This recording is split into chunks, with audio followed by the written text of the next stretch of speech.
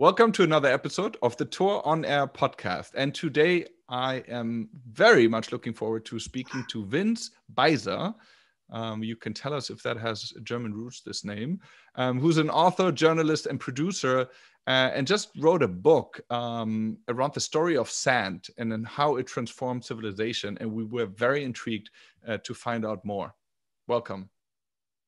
Thanks. It's great to be here. And the answer about my name is actually nobody knows. I'm a Jew, and my family's, going back centuries, and nobody knows. It might be Beiser, German. It might be Baiser, French. Okay. We don't know. Baiser sounds great. Beiser, with two S, Beiser would be somebody biting. Oh yeah. Yep. Baiser sounds beautiful. It's a little friendlier. Exactly. I guess it depends what kind of mood I'm in, whether I go French or German. So Vince, you've done lots of work as a journalist, covering social justice, exposing conditions in California's harshest prisons. You trained with troops bound for Iraq. You've ridden with first responders to disaster zones in Haiti and Nepal. You've really hunted down, as the Pulitzer writes, stories from all around the world. And let's see, in how many of those, fascinating areas we will be able to dive into. But let's start with sand, which is, an area that you are very passionate about. You believe that we don't talk enough about the kind of shortage of sand and the importance of sand for our civilization, and all the kind of social issues also surrounding the trade of sand. So I'm really interested to find out more. I personally also was totally unaware of this until Elise from our content team kind of uncovered that, and we found it really fascinating. So let's start out by kind of, how did you get to that topic? Choosing a book as a journalist, I'm sure you've had many ideas along the lines of writing a book, but then, what made you double down on sand? How did you get exposed to that topic? Yeah, it's kind of, it's sort of really just by accident, really. I'm a full-time freelancer, so I'm always hustling for a good story. So part of that is I read a lot of foreign press. I like international stories. And a few years ago now, I ran across this story in an Indian newspaper about a man who had been murdered over sand. And I just thought, what, sand? Like, who cares about sand? Why would anybody bother to kill somebody over sand? Like, it just seems like the most trivial thing in the world. So I started looking into it, and come to find out, sure enough, not only had this one particular farmer been murdered, but actually hundreds of people have been murdered over sand in the last few years. And the reason is, even though most of us never even think about it, even though it seems like the most trivial thing in the world, it's actually the most important solid substance on Earth. And that's because it's the raw material that our cities are made out of, right? Like, I don't know, it looks like you're sitting in a beautiful jungle somewhere, but if you're actually in a building somewhere, chances are good the floor underneath you, the walls over your head, the walls around you, the ceiling over your head, it's all made from concrete, right? Just like every building, every shopping mall, every office tower, everywhere in the world today is made from concrete. And concrete basically is just sand and gravel that's been glued together, right? So think about all the buildings on Earth. They're just huge piles of sand. And all the roads that connect those buildings together, also made from sand, concrete, or asphalt. All the windows, every piece of glass in those buildings, every piece of glass on Earth is made from sand. Glass is just sand that's been melted down.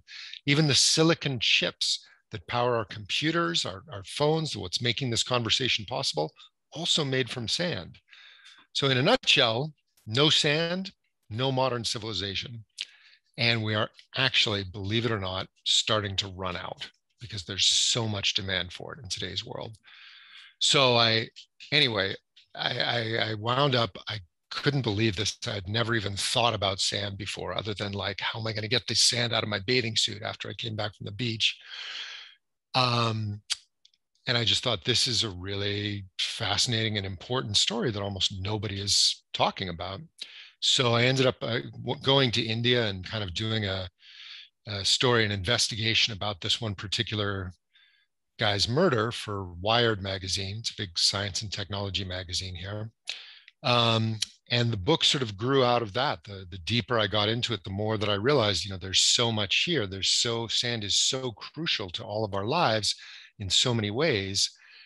And it has such an impact that we're not aware of. Tremendous environmental damage, violence, black markets, all this. So it just seemed like a topic that was really worth, trying to get into, trying to explore in some real depth. Also, I believe you wrote, after water and air, sand is the natural resource that we consume more than any other, even more than oil.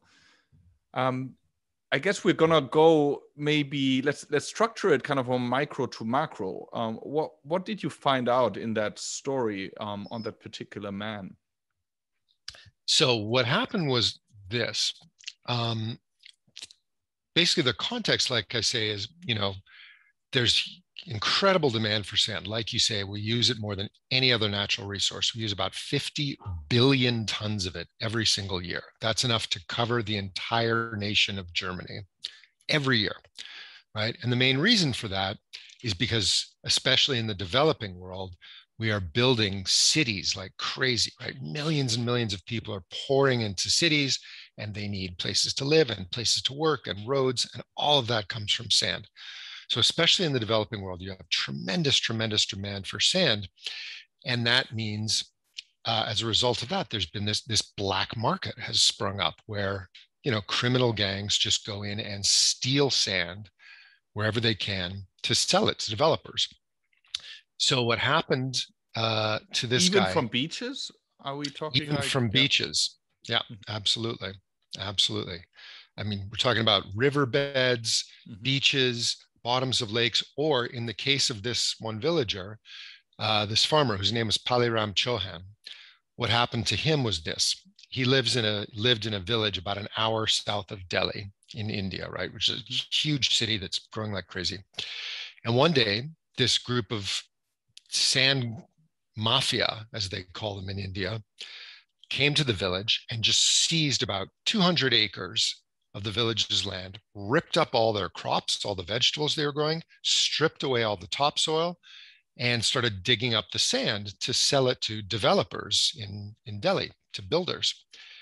And Paliram Chauhan was sort of a leader in his village, and he tried to get them to stop. Like, what are you doing? Like, this is our land, and you're destroying it, and you got to stop. So he went to the police, he went to the courts, anybody he could try to get to help.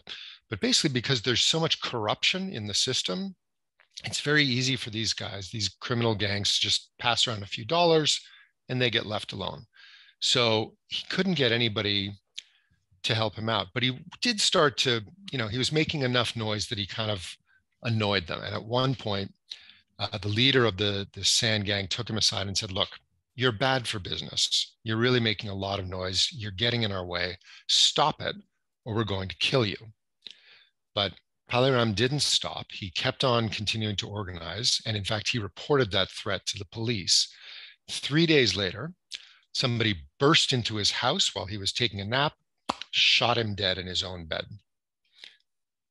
So it's a very tragic story, but it's also very typical, right? That's why, I mean, like I say, hundreds of people who've tried to get in the way of these sand mafias have been beaten, kidnapped, tortured, and even killed in very similar ways over the years. So it's people like local activists like him, journalists, environmentalists, even police officers sometimes. And not only in India, by the way, but in Indonesia, in parts of Africa, in many, many parts of the world, you have the same kind of violence happening. And you were saying that the developers buy this sand directly. I guess that happens sometimes to kind of cut costs, and they work together with local gangs and to do so. But I'm sure that on a global scale, there's also a big supply chain with large corporations that control kind of the sourcing and the trade of sand. Or would you say it is a particularly let's say like waste disposal a business prone to illegal activity? Well, it's kind of a mix. So there are big corporations, giant multinational corporations that mine sand, harvest sand, and use it for big projects. But most of the trade actually is very local. Most of it's done by relatively small local companies. And the reason for that is that sand is very heavy, right? It's about a square meter of it weighs a ton. So if you have to haul that sand, if you have to transport it any great distance, the price goes up really fast. So everybody wants to get sand from close to wherever it is they're building, right? It's much cheaper that way. Um, and that's why there's so much, that's why it creates so many, that's one of the reasons it creates so many problems. So for instance, near New Delhi, there's a lot of great sand on the bottom of the Yamuna River, which is the big river that flows through Delhi. But it's illegal to mine that sand in most places because it's terrible for the river. It destroys the river environment. However, if you're a criminal, you don't care about that. You can go in, you can dig up that sand quickly, easily, cheaply, and then you only have to haul it by truck, 20, 30 minutes. So you can sell it quite cheaply to the developer who's building a shopping mall or an office tower or something like that. So you have huge pressure put on whatever the sources of sand are that are close to where these cities are. Mm-hmm. So, and a lot of that, like I say, is just done by small local companies. You also wrote that the over-reliance on the world's favorite building material will lead to more crumbling towers, dams, bridges, and roads. And the greenhouse gas emission we'll get to as well. But, in terms of the danger of kind of crumbling buildings, is that because sand is being taken away where it is needed for stability, or is that a property of sand in the actual building of the buildings? That's a great question. So it's actually more to do with concrete, with the end product, mm-hmm. rather than the raw material. Mm-hmm. So as we know, like our world is covered with concrete now, right? Since we started using it about 100 years ago, it's taken over from everything from wood, bricks, everything that we used to build with, everything takes second place to concrete. And mostly concrete, we do that because concrete's actually a very good building material, right?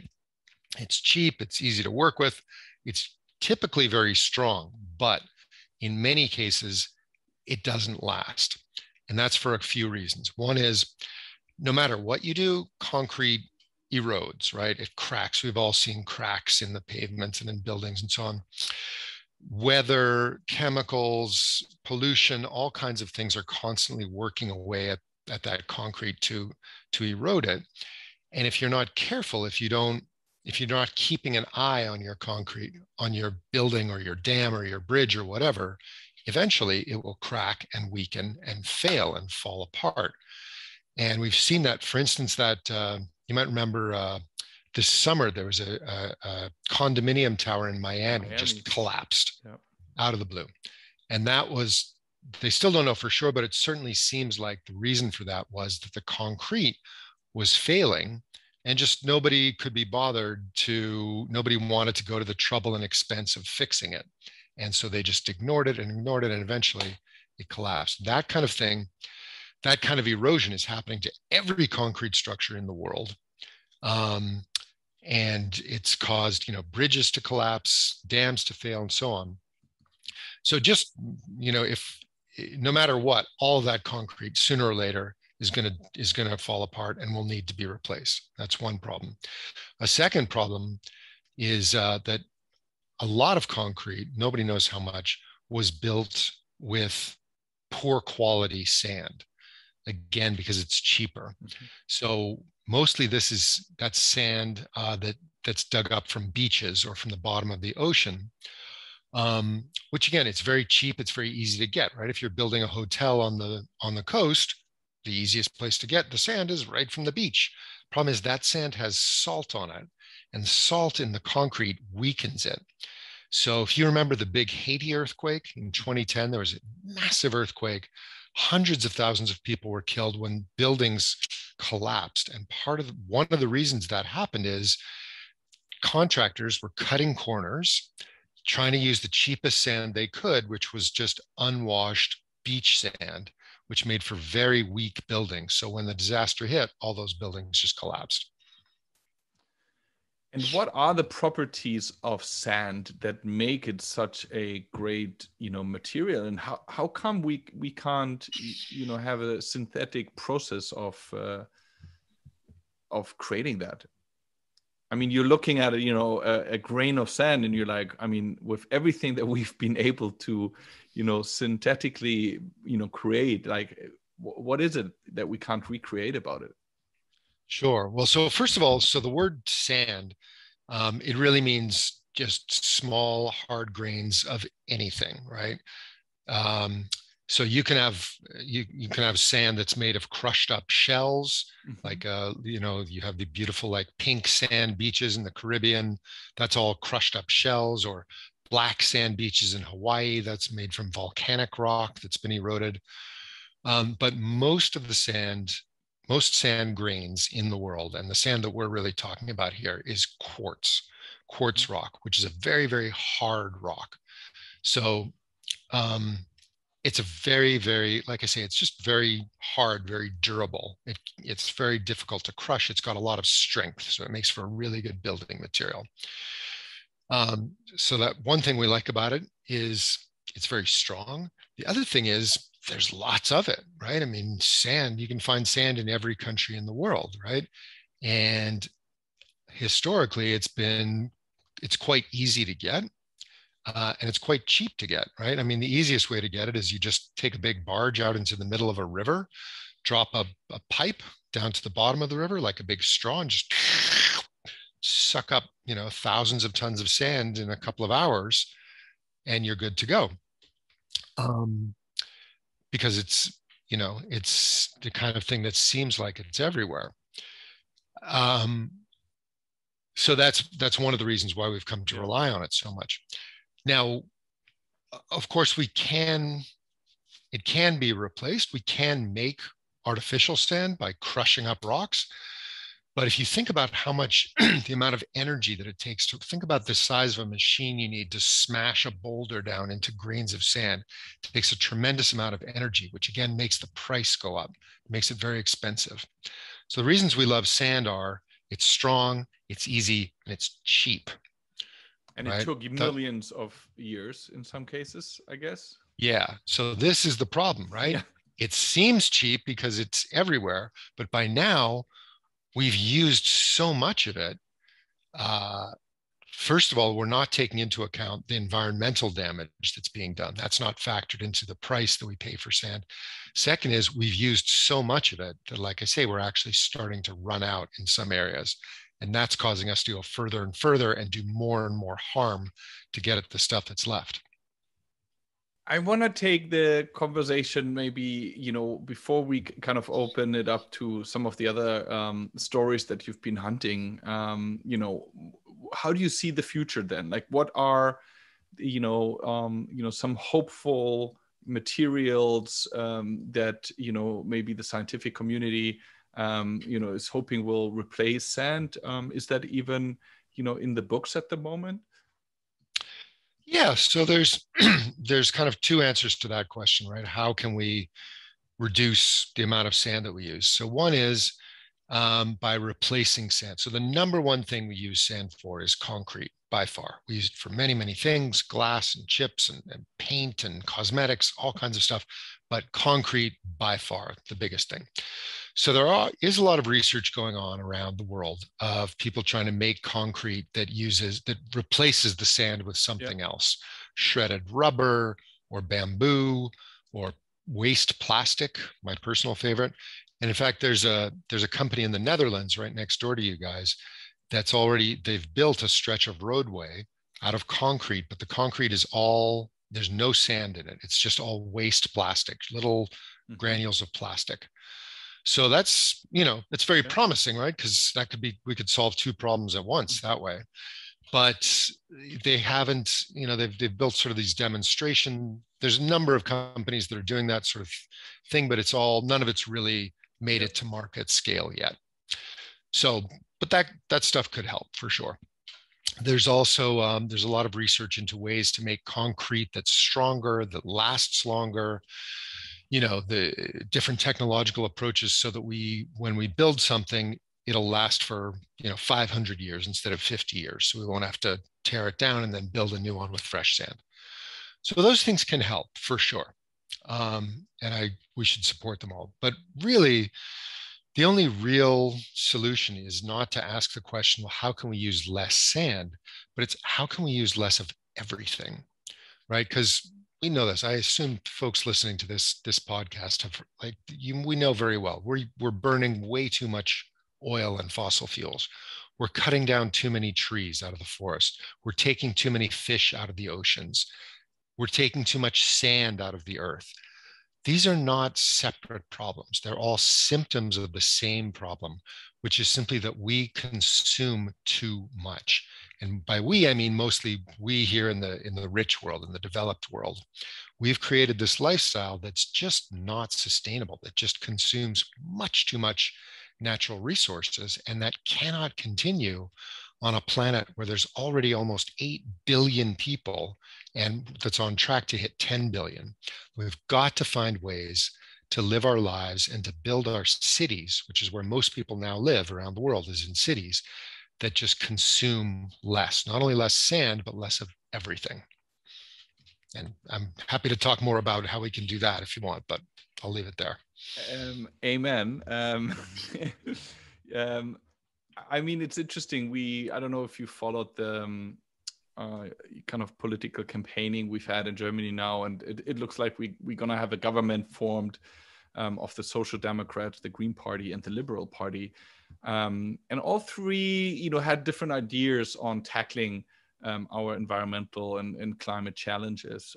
Interestingly enough, not even the Green Party had a program that actually would have led to Germany, or would lead to Germany, fulfilling its obligation of the Paris Accord, which was a surprise to all. So none of the parties actually presented a program that would do that. I mean, maybe we have a follow-up question on that then, if you have ideas.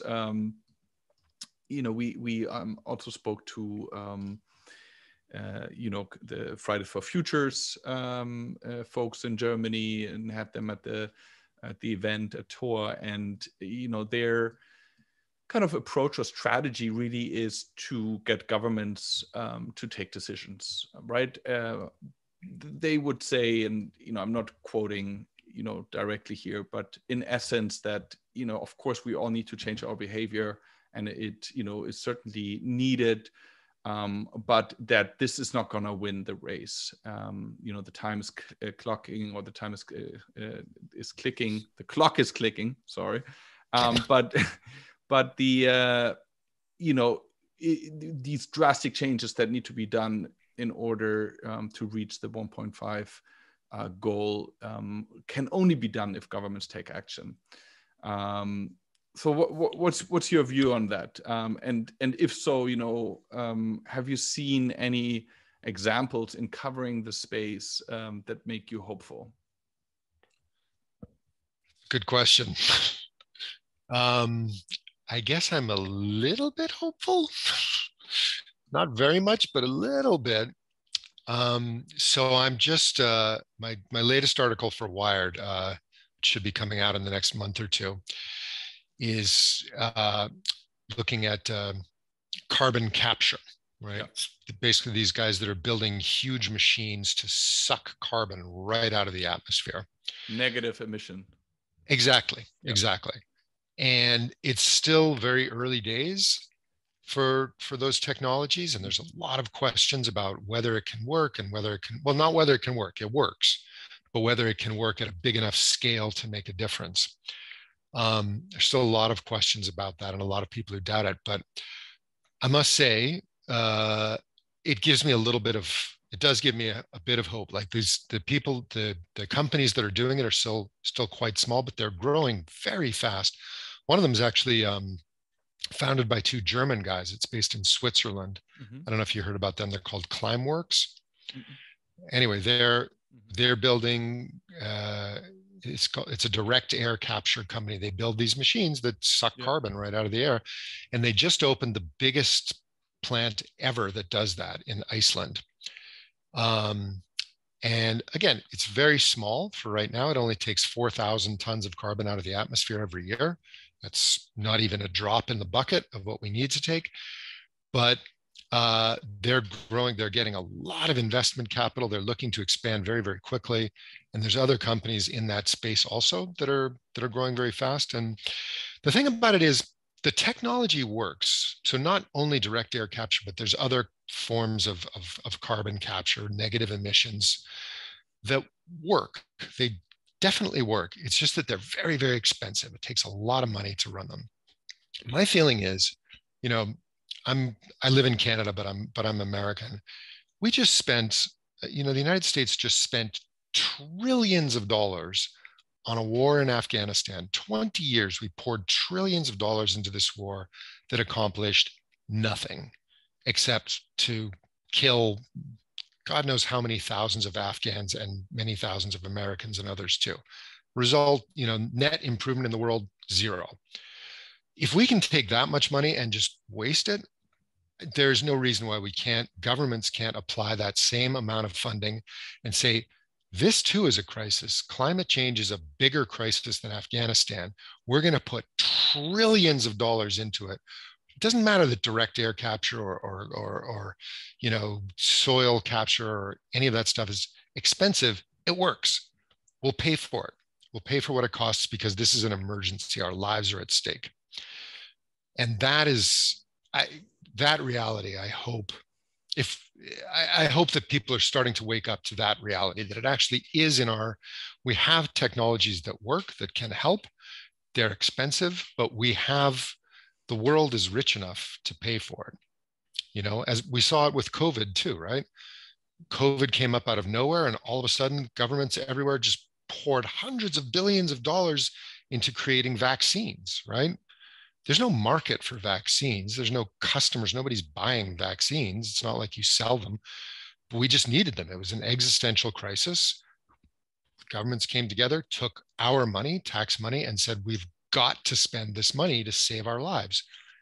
That's the mentality that we need around climate change. This stuff is expensive. Sure, it's expensive. But you know what? 2 degrees of warming is much more expensive, much more catastrophic for the world. Yeah, absolutely. And it's good to see that it seems that voter sentiment, at least in Europe, is going to that direction and to keep politicians responsible. I just wish there was even a political option because, you know, if even the Green Party in Germany doesn't have a program that leads to meeting our Paris Accord, right? It's almost like, well, what option does a voter have then? To actually vote for these type of decisions to be made. But we see some movement for sure. I would love to speak to you a little bit about kind of how you find stories. But before that, maybe, you know, I would like to pick one or two more so people get a little bit more context around the stories that you've covered. I was intrigued by, since we've also just spoken about Afghanistan, you trained with troops that were bound for Iraq. If you have anything to share on that front, because it seems often like we are totally removed from the realities of what soldiers kind of go through. You know, we read a lot about, you know, these wars, but it often seems to be, pretty much shielded from us, the actual realities of those that are being sent to fight. Yeah, this actually is a really good illustration of, you know, it kind of shows you the money and the resources that go into fighting these wars. So what it is there's this a training ground in Louisiana in the United States, enormous piece of land, about 100,000 acres that the federal government owns, and they've turned it all. The whole place is basically a simulation of Iraq. It's probably, I'm sure they've adapted it by now, but At the time, it was set up to literally simulate Iraq as a place for troops to train, because of course it's not only about, you know, just shooting your weapon and so on, but those wars were so much about interacting with the population and figuring out who's an insurgent and who's not, and so on. So it's this place where they had built three fake Iraqi towns, you know, like Hollywood movie sets with mosques and shops and houses and people, and hired 1,000 actors, over 1,000 people, to come in and play the parts of villagers, shopkeepers, leaders, whatever.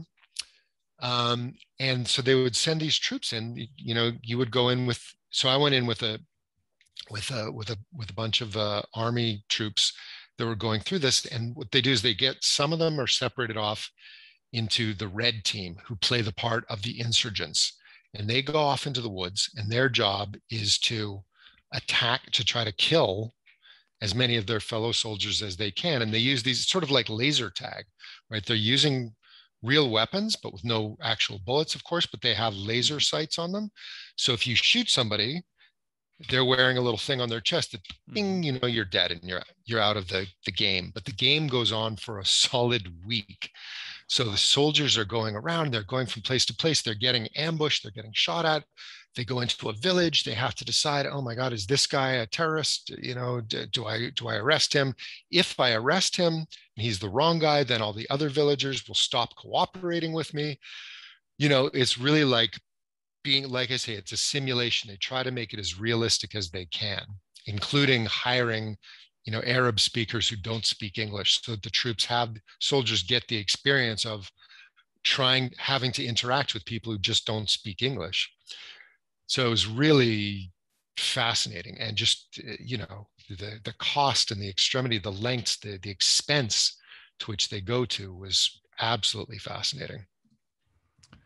Another story that I found fascinating, Magical Mystery Tour, American drug and alcohol addicts going abroad in search of psychedelic treatment that is banned in the US. We've actually had a bunch of speakers throughout the years working on, you know, all sorts of psychedelic treatment for depression and addiction. Where did you go? What did you find? And where do you think, you know, regulation will take us here? Sure. So that particular story was about a particular drug called ibogaine, which I don't know if you've heard of that one. Mm-hmm. It's a pretty obscure drug, but it's a very powerful psychedelic. It's made from the bark of a tree that grows only in West Africa. And people swear by it. A lot of people, like, it's used as people, you know, of course, people in West Africa have used it in religious ceremonies for a very long time. It's not really much fun, is one of the reasons you've probably never heard of it. It's not like, you know, mushrooms or LSD where you can do it and have a good time. Although I hear so much about ayahuasca, and it doesn't sound fun to me also. Same. I haven't tried ayahuasca, but I think it's somewhat similar, right? It's really like ibogaine. You take it and you literally you can't even really move around much. You're just lying in bed, tripping really hard, having a very intense experience. So it's very, very strong, very intense. But a lot of people, including some serious researchers, really believe that it's very useful for curing addiction, for people who are addicted to, you know, opiates or whatever. A lot of people, you know, take ibogaine, have a really intense ibogaine experience, and say that they came out the other side, just like the insights they gained, the changes that it made to them, just cured them like that. So this has sort of been a kind of, it was like an urban myth, like an urban lore that I used to hear about back in, you know, when I was younger. And then in the last, you know, 10, 20 years, it's started to become more and more kind of institutionalized, where like researchers, you know, serious researchers were really looking into it and so on. And you had clinics opening up. So the drug is banned in the United States, no surprise, but it's legal in Mexico. Hmm. In Mexico, so there's a bunch of little clinics that popped up right across the border, just south of the border in Tijuana, where you could go across the border and take some ibogaine in a semi-controlled setting. So that's where I went. I tagged along. I got with a guy who had gotten addicted to pills, to opiate painkillers, Which you and he also had covered extensively, right? The yeah, I've opioid written a lot about crisis. that Yeah. too. Anyway, this guy had tried everything, 12 steps and everything. He just couldn't shake the habit. And he heard about this crazy sounding thing in Mexico. And he thought, I've tried everything, I'll try it. So I went with him over into this, semi-secret clinic in Mexico and sat with him for about 12 hours as he lay in bed, sort of, hallucinating and jabbering and so on. And at the end of it, he finally came out and told me that, he, for the first time, he hadn't had any opiates in days, and he was fine. I checked back with him a couple of months later, and he was still clean. So it's very, it's very interesting. I think it's a promising treatment, but certainly not for everybody. And also for the opioid crisis, I mean, how do maybe this is just lastly to touch upon the opioid crisis. I think for people not living in the US may not be, as present as I think it is becoming to be here in the United States. Uh, it's Do you see a way out of it, like having covered this crisis for some time? And what would need to happen for it? I got to tell you, that is a really tough one. So, I mean, in a nutshell, what happened is uh, one company, well, mostly one company called Purdue Pharmacy, that invented OxyContin, which is a Mm-hmm. very, very powerful painkiller. It's basically heroin, but in pill form. And they marketed the hell out of it all through the 90s, and the OOs just pushed it really, really relentlessly. And got it into the hands of millions and millions of people who wouldn't normally use opiates, who thought, oh, it's a pill, it's safe. My doctor prescribed it. Mm-hmm. And this created a huge number of people who were addicted to opiates. And with that came skyrocketing numbers dying of opiate overdoses. Um, so eventually the government finally cracked down on that, and they've sort of managed to bring down the prescription opiate problem somewhat. But by then, so many people had gotten addicted to opiates that a lot of them just turned to the black market and turned on to heroin and fentanyl. And that crisis is still absolutely raging. It is the number one cause of death for people between the ages of, I believe, 25 and 45 in Canada, where I live right now, is overdose deaths. More people die in the United States of overdose deaths than of car crashes or any other kind of accident. Way more people died in the last year of opiate overdoses than died of COVID. It's absolutely mind-boggling, and really nobody seems to have a handle on it. Nobody seems to know what to do about it. So this, just kind of a representation of some of the stories that you've covered, and I'm trying to find like a common thread, or and maybe there isn't one. I mean, how do you go about it as a journalist? I would assume that as a journalist, I don't want to put words into your mouth, but like I would picture maybe a journalist's interest being kind of so broad, like you're interested in almost everything. I mean, because there could be story in almost anything, right? Like, how do you pick a story that you go after? And then what I could imagine, if I were in that position to cover a story like that, it could be difficult for me, I guess, to even then let go of it at one point and move on to the next story, rather than becoming the expert that you seem to have become on sand. But that could have probably happened in all these other subjects you've been covering as well, right? Yeah, it's a really good question. I mean, I think part of why I became a journalist is because I'm really, I can't settle on any one thing. I'm easily distracted. I'm interested in lots and lots of different things. I like to travel. I like to meet all kinds of different people. So that's the job of journalism. So it's it works for me because because I can't focus on any one thing for too long.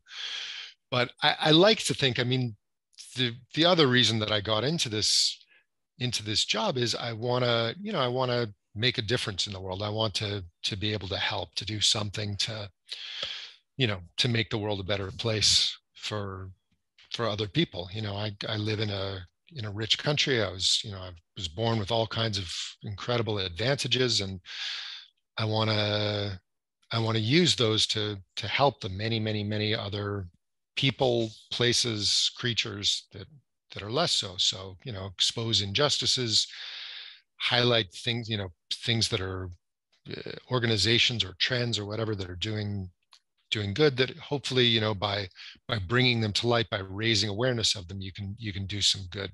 So those are the things that I look for in a story, is like, does it matter? So I really, I don't do celebrity stuff, because it's interesting, but who cares, right? I want to write about things that can make a difference in the world.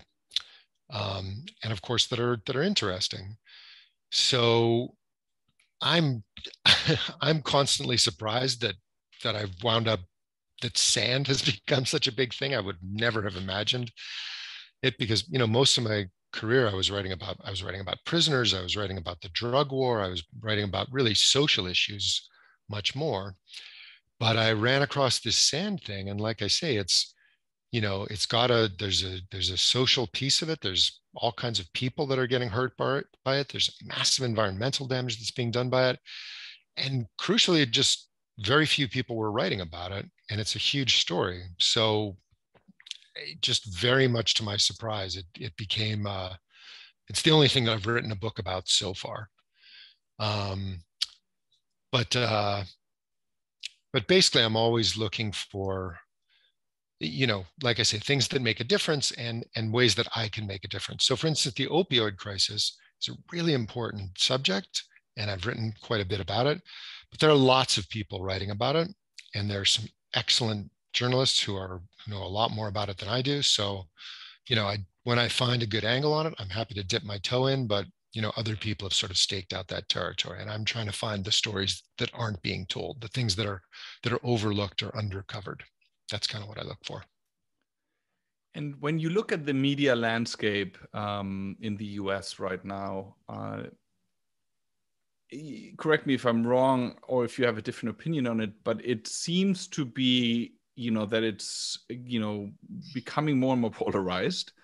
And that, and I think we see the same in Germany, that kind of like centrist, even though we now have centrist politicians in power, that in the media landscape, actually the trend is still kind of going a little bit more towards the edges.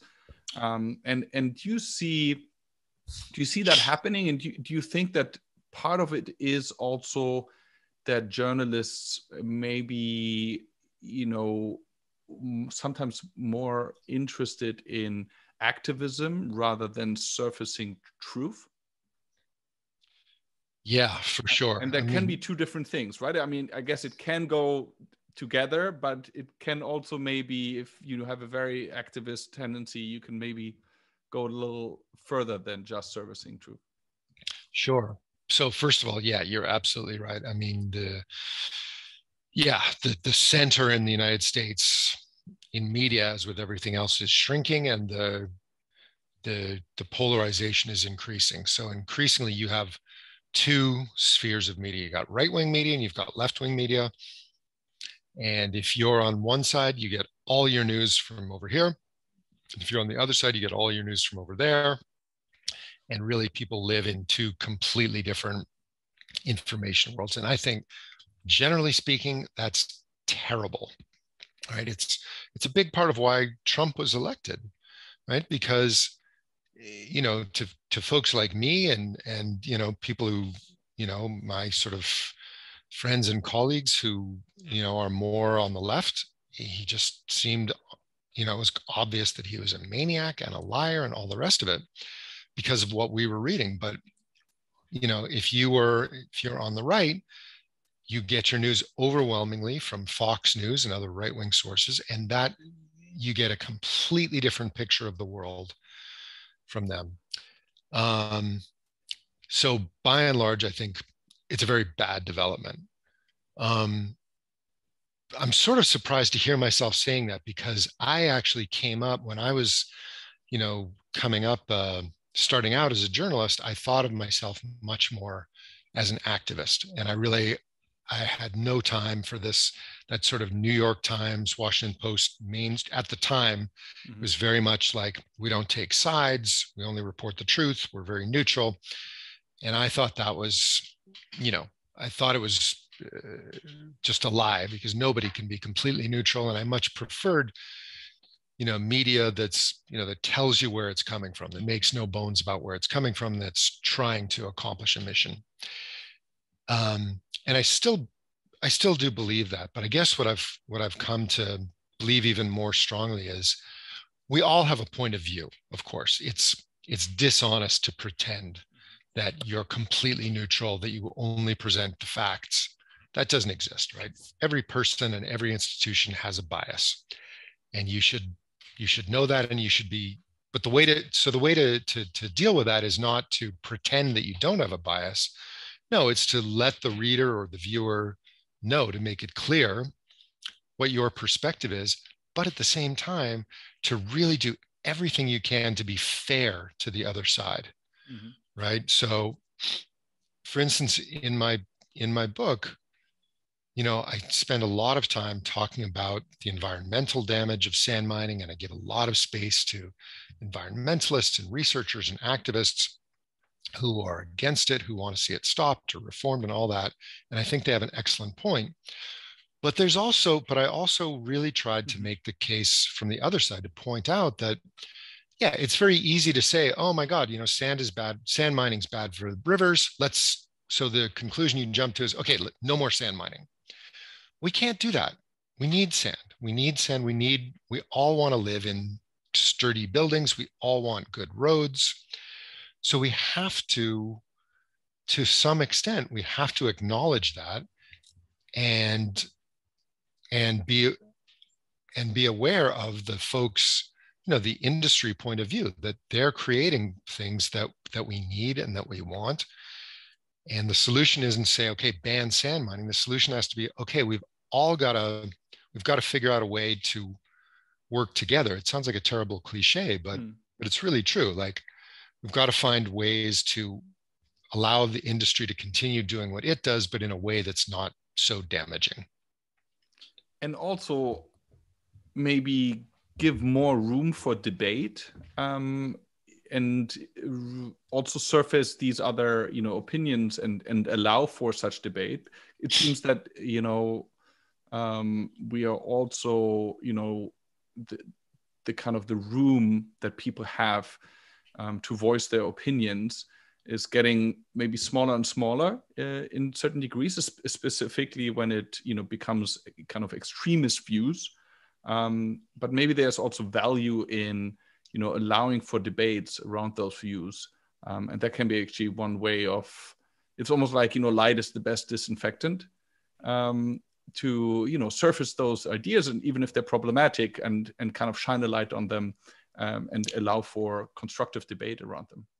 Absolutely. I agree with you 100%. And it really, really concerns me, the extent to which that's getting shut down on both sides. The whole idea of cancel culture, that if you say the wrong thing, if you put the wrong phrase in your Facebook post, if you tweet an unpopular opinion, that, you'll get shut down completely, that you can be taken off the platform, you can lose your job, you can lose you can be completely shut off. I think that is absolutely terrible. I really it's very old fashioned, but I really agree with the famous Voltaire quote.